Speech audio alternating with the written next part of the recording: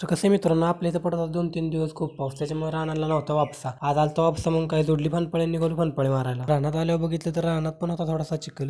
तरी पण घेतलं सगळं फोनून, कारण ही फोन आपल्याला पेरायचं पण होतं. घेतलं बरं का सगळं पटापटा फोनून आणि आलो घरी.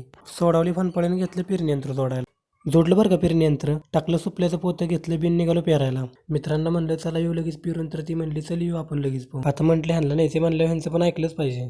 आलो बरं का आम्ही विहिरीव, काढली कपडे मारल्या उड्या.